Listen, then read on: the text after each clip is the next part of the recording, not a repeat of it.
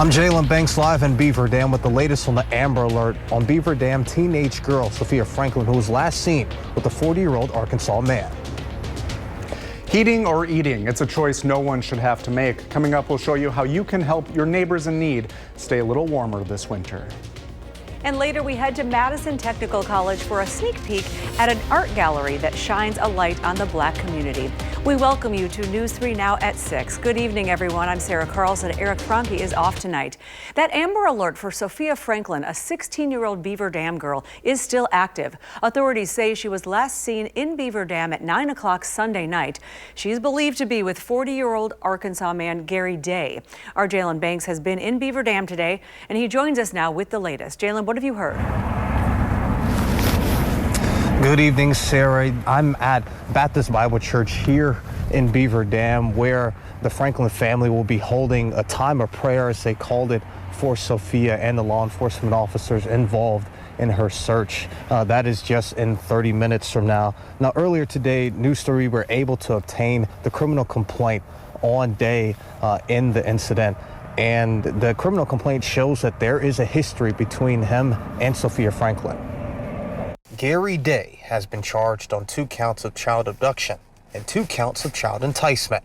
The complaint says that Day and Franklin first met online in April of 2024. Franklin is also believed to be pregnant with Day's child. I spoke with Beaver Dam Police Chief John Cruisinger on where authorities are with finding Franklin. We're getting a lot of tips and we're following up on those tips, so they vary, the tips, so we just say continue with the different tips and continue to give us the information. We appreciate that, and we're following up on all tips. So we do know that he's switching plates right now and putting different plates on the vehicle, which makes it a little bit more difficult for law enforcement, but we're still working through the logistics of that. I also had a chance to speak with Lone Oak, Arkansas County Sheriff John Daly, and he shares with me Day has a history. Reference those charges. He was on probation, felony probation for a domestic related issue. I don't know what he pled out to, but he's on probation for it. But Gary Day is not a good dude. He targets young females, uses the internet. As you see, he's traveled to Wisconsin and back once. The Lone Oak County Sheriff's Office says they have reason to believe Day and Franklin are headed back to Arkansas. Day and Franklin are also believed to be traveling in a 2014 Buick LaCrosse. We want to bring her home safely and as quickly as we can, and we want you to continue with those tips. They're very helpful. And once again, that prayer service is just in 30 minutes here at Baptist Bible Church here in Beaver Dam. Earlier today, I spoke with 2 of the sisters of Sophia, and they were relatively optimistic that law enforcement would be able to find Sophia. They just continue to ask for prayer, and that anybody throughout the community and, the bordering states would just provide information, any information that they may have to law enforcement. We'll continue to keep you updated both on air and online as we gather more information on this incident. But for now, reporting live in Beaver Dam, Jalen Banks, News 3 Now. Thank you, Jalen. Authorities believe Day, as he said, is driving this black Buick LaCrosse and switching out the license plates.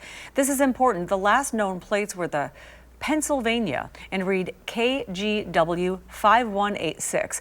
The other is an Arkansas plate that reads B as in boy, BR 20L. If you have any information about where they are, please call the Beaver Dam Police Department. That phone number is there on your screen, and all of this information as well on our website, channel3000.com. Today, hundreds of people convened at the Capitol building to stand in solidarity with groups they say are being oppressed by the Trump administration. Some of those groups include the trans community and immigrant community. Miranda Taylor with the group We the People Wisconsin says as much as it can be cathartic for people to march together, change needs to come soon. I hope people continue to mobilize and organize, get their hands in the democracy process, elect leaders that'll actually do something and promote change within our government. The people are the ones that are backing all of this. We back our politicians, we back our representatives. We need people to start making those votes happen. This demonstration is just one of thousands that happened around the country today. And now to an update. A special prosecutor will look into a case against beagle breeder Ridgeland Farms. News 3's Kyle but Bazorski has been closely following this and has all those details. Yeah, for years, Ridgeland Farms has been accused of abusing the dogs bred at their facility. And now over the past year, a group of animal rights activists have sought to get a special prosecutor to investigate those allegations and eventually bring some charges. It was back in 2017 when activists from Direct Action Everywhere say they took the video that you're seeing here from inside the farm. And this past October, a judge heard testimony against the breeder, including seeing some photos, documents, and other video evidence like this. The judge later ordered a special prosecutor to take on this case. And now, like we said, La Crosse County District Attorney Tim Grunke will serve in that role. Attorneys representing Dane for Dogs say they are encouraged by the appointment, saying in a statement that reads in part, quote, "We trust that DA Grunke will follow the evidence, which clearly shows these dogs have endured unnecessary pain and suffering in violation of Wisconsin law." Now, News 3 Now has been reaching out by phone, email, and visits to Ridgeland for months to ask about these accusations. Each time we have tried, we have never gotten a response or comment. Sarah? All right, thank you, Kyle. Now, today we're helping keep Wisconsin Warm Cool Fund continue. It's vital support for people who need help with heating bills in our community. Our Day of Warmth telethon continues until 6:30, so we have time. Tonight, Brady Mallory joins us with more on how you can help. Hi, Brady. Hey there. You know, I'm thinking about a song that I liked from several years ago, and the lyrics ask you, what have you done today to make yourself feel proud? Well, if you are still wanting to do something, all you have to do is pick up the phone and give us a call.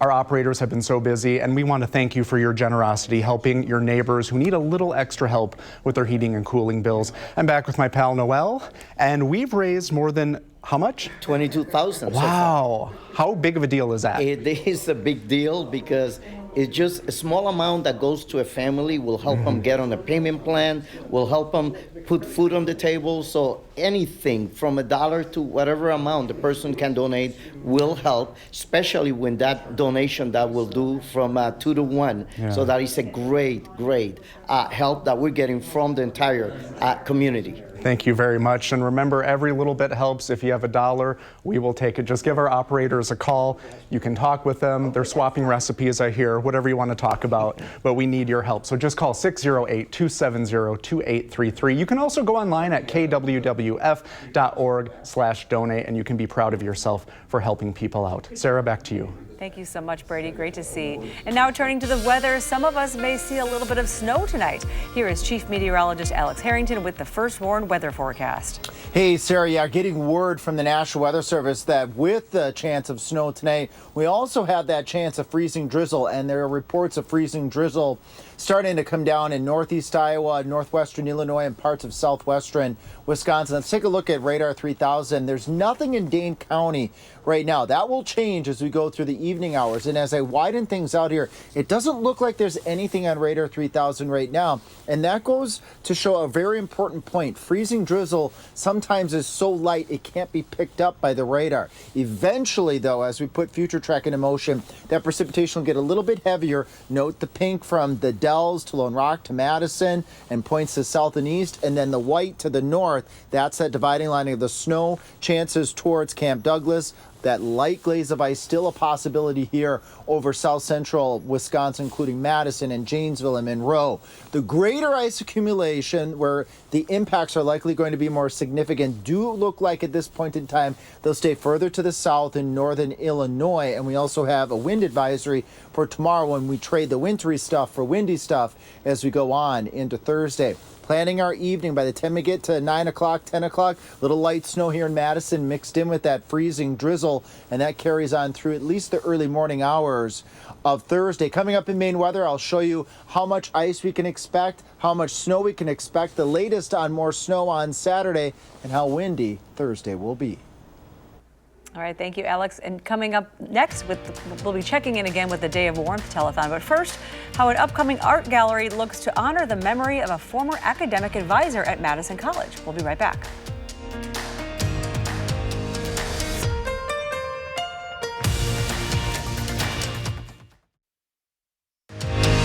You're watching News 3 Now at 6. You're taking a live look right now at the Day of Warmth Telethon. $20,000 raised so far, and there's still time to call. The money raised goes to the Keep Wisconsin Warm Cool Fund that provides emergency heating assistance to those most in need. To make a donation, all you have to do is check out that phone number on your screen, 608-270-2833. The special event is made possible thanks to the support of Viridian Homes and Kaiser Lincoln, and special thanks to Melio Sandwiches. And again, this runs until 6:30. In the spirit of Black History Month, we're bringing you stories that show how people celebrate their community and heritage. Art can be the most powerful form of expression. Our Meryl Hubbard gives us a sneak peek at a gallery that shines a light on the Black community. I'm surrounded by art that shows soulful joy, which is the theme of Thursday's gallery, to highlight Black femininity. I do definitely feel the presence of that femininity, and I think it's really beautiful. The Soulful Joy Art Show honors the memory of Djibouti Akia, a former academic advisor at Madison College for nearly 2 decades. Because the fact is, we are memorializing a very key, prominent Black woman. Akia passed in 2021, and Soulful Joy has lived on in her memory every year since. There's past, there's present, there's future, and it grows and it glows. Desiree Mayo is one of 14 artists featured in this year's exhibit. I want, anytime somebody see my art, that it just brings a smile on their face and just gives them that warm feeling that know that I see you, even inside of the art. Her piece was selected as the headliner for the gallery. How does that feel as an artist to kind of get that recognition? It makes your blood pressure go up. It really does, but it's such an honor to see, because it's not just a piece, but it's a piece made for an event that is going to touch so many people's lives. The title of her piece, same as the theme, represents light that endures despite adversity, strength through shared heritage, and celebration of the soul. No matter what you're going through, no matter your storms, that this is a joy that's from above and the world can't take it. The opening ceremony begins at 5:30 on Thursday. I will bring you there to introduce you to more artists and the people that put this together. Reporting in Madison, Meryl Hubbard, News 3 Now. That's beautiful. Thank you, Meryl. And there's still more ahead on News 3 Now at 6. After the break, we'll check in again on the Day of Warmth Telethon. We're over $20,000. And we'll hear from a special guest on how your donations are helping people. And we could see more snow later this week. Alex returns with how much when we come back.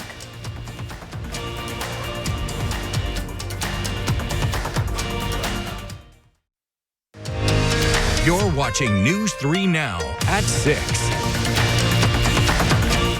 Welcome back, everyone. Time is running out for you to donate to our Day of Warmth Telethon. The money raised benefits the Keep Wisconsin Warm Cool Fund. For more on how this works, let's check back in with Brady Mallory. Hi, Brady. Hello. Well, we've been getting so many calls, and we've had a few very special calls. We've had calls from past recipients to say thank you and say how much your generosity has helped them get back on their feet, and that's what we're here to do. And I'm here with Tim Brewer, and I believe we're more than $20,000 that we've made so far? Correct, and that means literally over 100 households at minimum will really have that survival safety net that'll make the difference whether or not they're able to stay warm and be safe and not find themselves in a crisis, life-threatening situation that could also lead to homelessness. It's a big ripple effect. If you lose power, that just doesn't, the lights aren't just out, but that can have a big ripple effect and really put someone behind cooking, warmth, etc. So really, this is a big need out there. There's absolutely no question. I think that there's so much need that does exist out there, but with your listening audience, your visual audience, they literally have the ability to ensure that somebody stays safely in their home.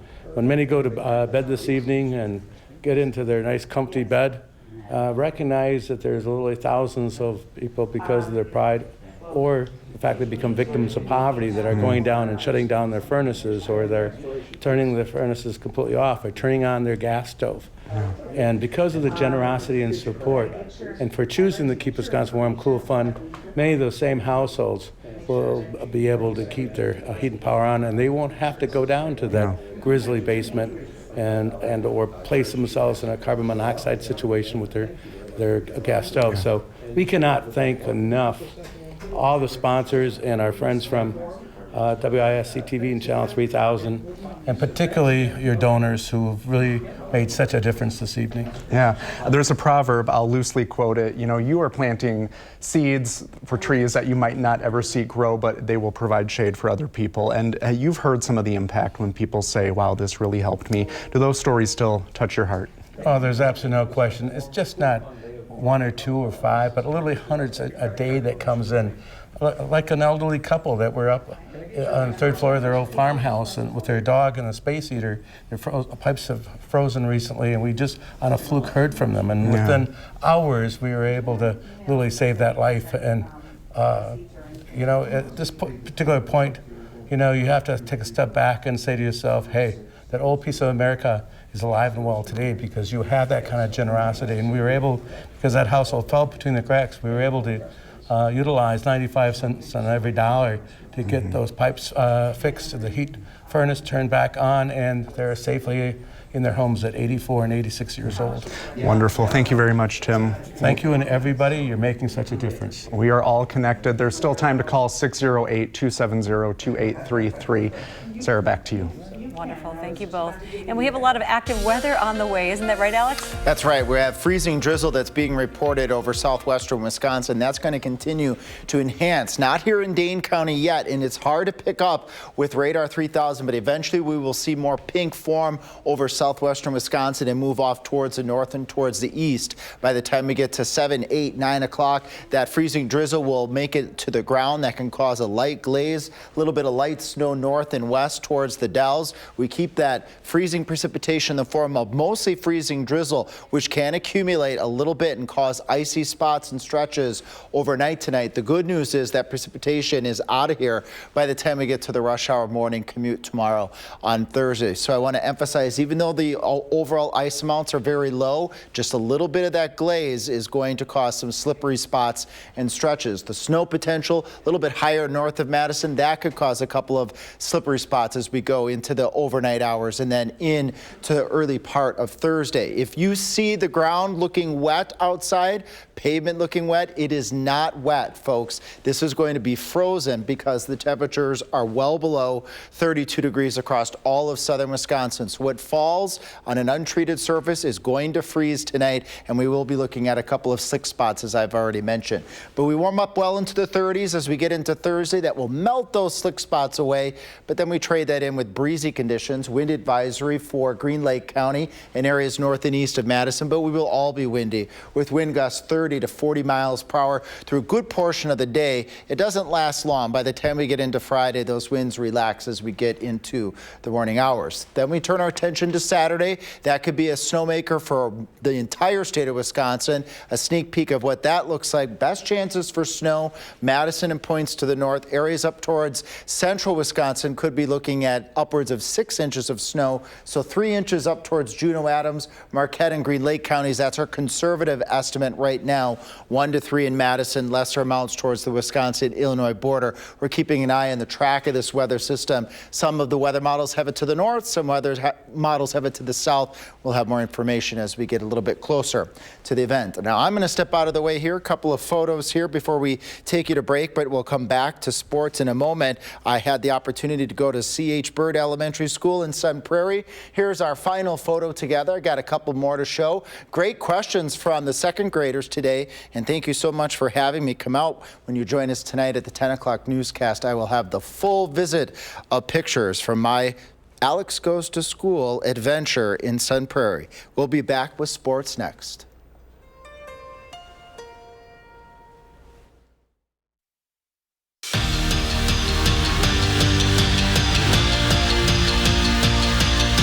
Welcome back, everyone. Death, taxes, and Wisconsin beating Indiana at the Kohl Center. The Badgers dominated the Hoosiers last night to move their home win streak in the series to 21 straight. How about it? Greg Gard saw a balanced attack from his team with 6 guys scoring the last 8 points, and it was a performance that was exactly like the makeup of this group, well connected. You can never substitute for playing hard and playing smart and playing together. And this group is a very connected group. I mean, they enjoy hanging around with each other. They're a very loose group. They're very coachable, and they want to win. And their mindsets are all on that. And when we do get all firing on all cylinders were a handful for teams. The Bucks were busy ahead of the NBA's trade deadline, sending Chris Middleton, A.J. Johnson, and a draft pick to Washington for Kyle Kuzma, Patrick Baldwin Jr., and a second-round pick. Middleton spent the last 11 seasons in Milwaukee, helping lead the Bucks to that NBA championship in 2021. The three-time All-Star ranks second in team history and games and minutes played, and third in assists. Well, all right, let's check time over at the Day of Warmth. Hi, Brady. Hello. We are just wrapping up our telethon here, but we have some exciting news. We are more than $31,000. That will go a long way to help people in need in our community. So from the bottom of all of our hearts, thank you. We couldn't have done this without all of your generosity, and boy, we sure would not want to either. And big thank you to our operators who have been busy. I think they deserve a break now. And thank you to our business partners and everyone who has helped out. If you didn't get to call, you can still donate. Remember, every little bit helps. Just go to kwwf.org/donate. Thank you all so much. Sarah? Thank you, Brady. And we have a little snow coming our way. Little snow, little freezing drizzle. Already getting reports of that in southwestern Wisconsin. Just a reminder, while we're not expecting overly hazardous travel tonight, slick spots are expected tonight, so take it easy. All right. Thanks for watching, everyone. We'll see you back at 10 with more.